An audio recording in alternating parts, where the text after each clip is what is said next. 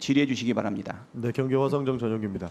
실제 되게 실망스러운 부분이 많습니다. 그 여당 의원님들과 함께 오선을 지내신 우리 비서실장님까지 이 녹취 내용을 들으시고 명태균 씨한테 덕담을 했다. 뭐 선의의 거짓말이다. 너네 선거 안 해봤느냐? 선거 때 도와준다는 사람들 많지 않냐? 이렇게 말씀하시는 거는 그러면 선거 때 거짓말하고 선거 때 도와줬다라고 했다가 나중에는 나 몰라라 하는 게 그게 정치인들이 할 도리입니까? 그 사람들한테 내가 도와준다고 했지만 나중에는 쌩까도 된다. 이런 얘기를 아예 공론화하시는 거예요. 그렇게 정치해서는 안 되는 거죠. 그렇게 비약해서는 안 된다는 겁니다. 그거는 우리가 거짓말했다라고 자백하는 것밖에 안 된다고 보는 겁니다. 우리는 그렇게 정치하면 안 된다고 생각을 합니다. 그리고 윤석열 대통령은 국민께 거짓말한 건 아니면 명태균 씨한테 거짓말한 건 저는 명확하다고 봐요. 도와준다 해놓고 안 도와줬다는 거 아닙니까? 그게 거짓말이죠. 만약에 실장님께서 지금 사과할 일을 못 찾으시겠다라고 말씀하시는데 결국에는 대통령실을 해서 공식적인 해명 어디서 했습니까? 대통령 비서실에서 한 거잖아요.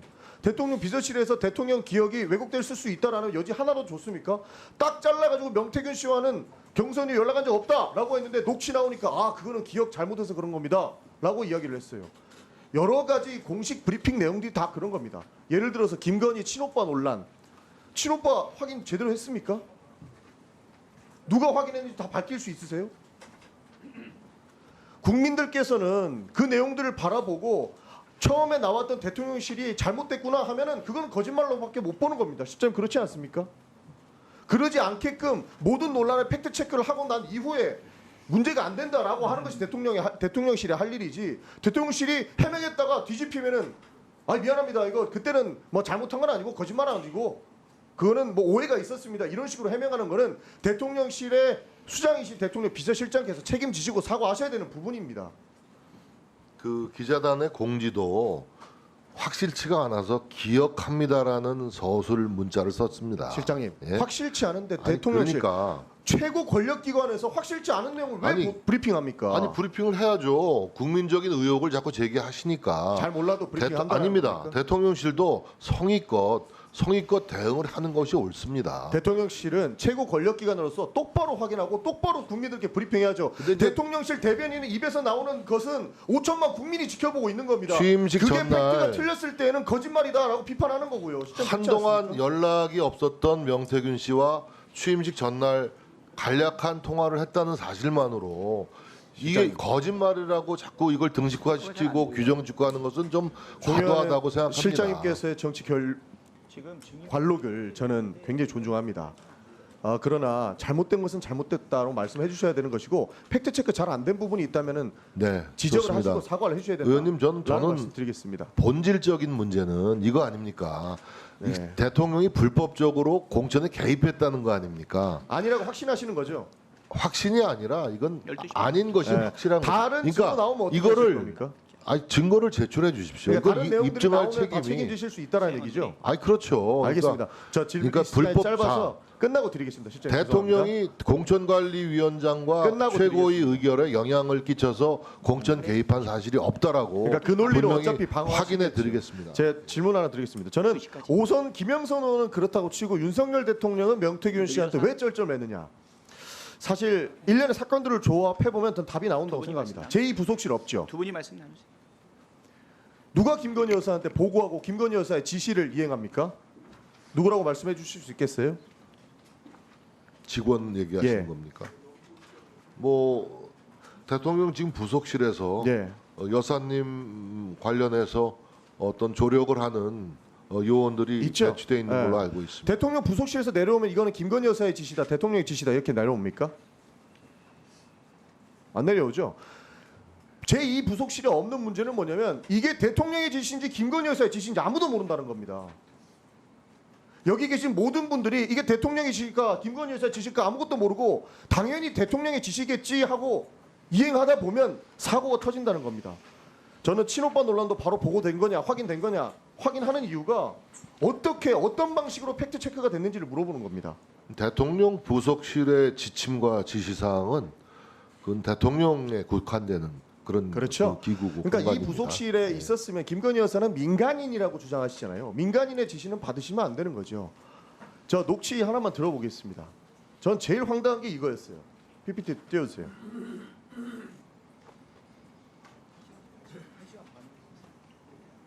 본인이 오해합니까? 본인 그 김건희한테 가서 김건희한테 뭘 말이라도 똑바로 해요. 김건희가 권력을 쥐고 있잖아요. 권력진 사람이 오다를 내리는데 본인이 왜 잡소리 합니까? 두 번이나 전화 왔어요. 두 번이나 정리해달라고. 김건희 딱 붙어야 본인이 다음에 육선을 할 거 아닙니까? 시킨 대로 해야. 어디 붙어야 먹고 산다고 여당 내가 얘기해. 네, 여당 의원님들께서도 웃으실 정도로 황당합니다. 우리도 황당합니다. 왜 이런 일이 생각할까? 왜 이런 일이 발생할까? 대통령 부속실에는 제2 부속실이 없기 때문에 김건희 여사가 지시했는지 대통령이 지시했는지 모른다는 겁니다. 그러니까 진짜 권력이 진짜 실세가 김건희 여사다 이런 얘기 저 사람만 주장하는 겁니까? 굉장히 많은 사람들이 주장하고 있거든요. 문제는 뒤에 녹취 하나 더 나오는데요. 윤석열 대통령한테 가서 오빠 이거 하나 못하면 대통령 자격 있는 거야? 이런 식으로 얘기합니다. 이거는 뭐 팩트를 근거해서 정확 근거를 내놓으라 하면 말이 안 되는 거죠. 여기 다 배우자 있죠. 어떤 맥락으로 이야기하시는지 아시죠? 그런데 우리가 김건희 여사의 국정 개입을 의심 안 할 수가 있습니까? 그리고 실제로 김건희 여사가 지시하면 다 된다는 이야기고 있고 말도 안 되는 상황이 벌어지고 있지 않습니까? 김건희 여사 마포는 어디서 기획했습니까? 글쎄요, 김건희 여사 마포대교 방문하신 것은 세계 자살률 1위인 국가에서 그러니까 그걸 누가 기획하고 누가 거기에 이해했는지. 근무하는 그 근무자들을 격려하는 차원에서 방문한 것이지. 마포대교에 누가 근무합니까? 거기 뭐 그 자살 방지 센터 요원들도 있고 여러 가지 요원들이 있지 않습니까? 그러니까 뭐 그래서 여사께서 가신다 그런 하시니까 자살 실장님께서는 방지 캠페인을 위한 일환으로 방문하신 것이지 거기에 정치적인 색깔을 던치라는 것은 전 과도하다고 생각합니다. 지속적으로 대통령실에서 말씀하시는 부분은 법률상의 문제가 있는 짓을 안 했다라고 말씀하시는데 김건희 여사가 만약에 인사에 개입했거나 국정에 개입했다라는 의혹들이 앞으로 무수한 증거들이 나온다면 그것은 명백한 법률 위반이 될 수 있기 때문에 말씀하신 것처럼 비서실장께서는 책임지실 부분에 대해서 말씀을 정확하게 해주셔야 된다. 그리고 이후에는 확실한 책임을 지실 수 있게끔 행동을 해주셔야 된다. 팩트체크 제대로 해주셔야 된다. 이런 말씀을 드리고 싶은 겁니다. 근데 가정에 근거해서 말씀을 그렇게 하시면 제가 답변 드리기 참 어렵습니다. 전에 있었던 내용들은 지금 물론 대통령이 정치를 안 하시던 분이기 때문에 과거에 우리 대통령의 어떤 정치력이 출중한 대통령의 어떤 그 태도나 자세에 익숙해 있는 국민들 입장에서는 다소 너무 정책에만 치중하는 대통령의 모습이 조금 부족해 보일 수도 있고 그런 측면을 전 뭐 이런 인정합니다. 다만 대통령은 지금 정책 역량을 총 집대성해가지고 열심히 하고 계시고 이번 선거 문제만 하더라도 아까도 말씀드렸다시피 가족들은 남편의 당선을 위해서 최선을 다하는 게 가족입니다. 대통령은 매몰차게 명태균 씨를 끊었지만 가족인 배우자인 김건희 여사는 그렇게 못하는 겁니다.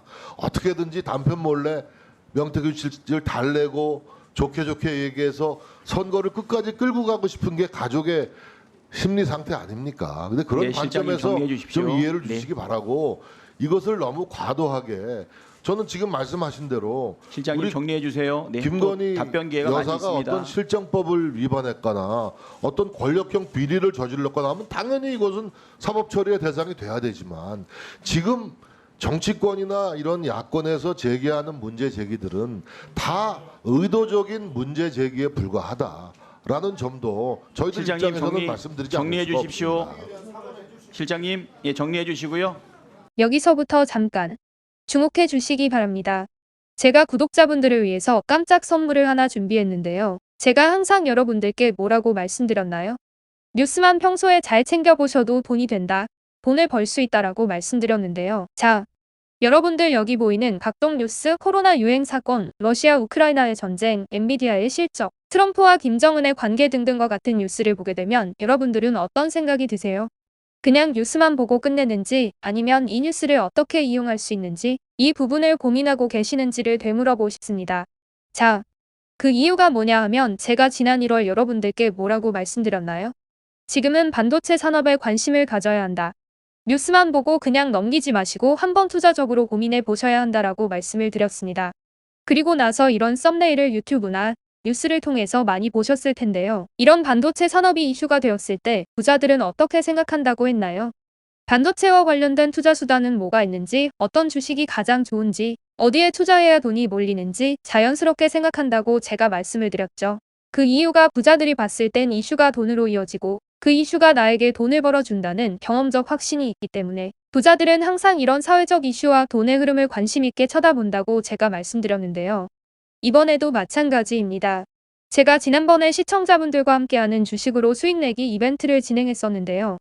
당연히 100% 무료로 진행되었고, 자 여기 보시면 아시겠지만 제가 지난번에도 저한테 구독이라는 문자를 보내주신 모든 시청자분들께 이렇게 반도체 관련주 중에 많은 종목이 아니라 가장 급등할 확률이 높은 딱 한 종목, 한미반도체 한 종목만을 추천드렸어요. 그러면서 여기 나와 있는 대로 정확히 얼마에 매수해야 하는지, 수익률이 얼마가 나왔을 때 팔아야 할지 정확히 말씀드렸는데 지금 실제로 어떻게 되었나요? 오른쪽을 보시면 아시겠지만 제가 1월에 문자로 한미반도체를 소개해드리고 나서 실제 3배 이상의 급등이 나왔죠. 그래서 당시에도 굉장히 많은 분들이 제가 드린 이 종목으로 수익을 크게 내실 수 있었는데요. 다시 한번 수익 축하드리고 이번에도 마찬가지입니다. 최근 우리나라뿐만 아니라 국제 정세가 매우 불안정합니다. 과열된 AI 이슈와 함께 채권 가격과 일본 엔캐리 트레이드 청산으로 휘청거리고 있는데요. 이제 하락장의 초입으로 다양한 징후들이 나타나고 있습니다. 이제 본격적으로 금리 인하와 함께 하락이 더 심해지면 일반 개인들은 결국 더욱더 시장을 외면하고 가장 싼 가격에 울며 겨장 먹기로 손절하기 마련일 텐데요. 사실 역사적으로 이런 시그널이 있을 때야말로 좋은 주식을 저점에서 매수할 수 있는 절호의 기회입니다. 즉 좋은 주식 시장 상황 영향에 따라 어쩔 수 없이 떨어질 때를 적극적으로 노려야 한다는 거죠. 자 그렇기 때문에 제가 이번에도 뭘 보내드린다고요? 지난번과 마찬가지로 구독이라는 문자를 보내주시면 제가 이번 하락장에서 보물, 추후 주가가 가장 크게 급등할 한 종목을 구독자분들에게 문자로 종목명과 사고 파는 시점을 모두 알려드릴 거예요. 그래서 여러분들이 주식으로 돈 버는 연습을 한번 해보시라. 이렇게 말씀을 드리고 혹시라도 나는 주식을 하지 않는다라고 하시는 분들은 주변에 주식하시는 분들께 추천해 주셔도 되고 연세가 있으신 분들은 자녀분들에게 한번 이걸로 수익을 내보라고 이렇게 조언해 줄 수도 있으시겠죠. 그래서 지금 이 영상을 보시는 시청자분들 중에 나도 이번 종목이 궁금하다 하시는 분들은 누구나 어느 시간대나 상관없이 부담없이 위쪽 상단에 제 번호 남겨두고 있습니다. 제 번호 010-4292-3138 개인 번호인데요. 지난번처럼 구독이라고 보내주시면 제가 이번에도 똑같이 무료 추천 급등주 문자를 보내드리겠습니다. 제 번호 010-4292-3138로 문자 보내주시면 여러분들이 직접 이슈를 통해서 돈 버는 연습을 해보실 수 있는 것이고 제가 돈을 받는 것도 투자를 대신해 드리는 것도 아니니까 부담없이 신청해 주시면 되는 겁니다. 그리고 수익이 나면 저는 다른 것은 바라지 않습니다. 제 채널에 구독, 좋아요 한 번씩만 눌러주시라 이렇게 다시 한번 말씀드리겠습니다. 긴 영상 시청해 주셔서 감사드립니다.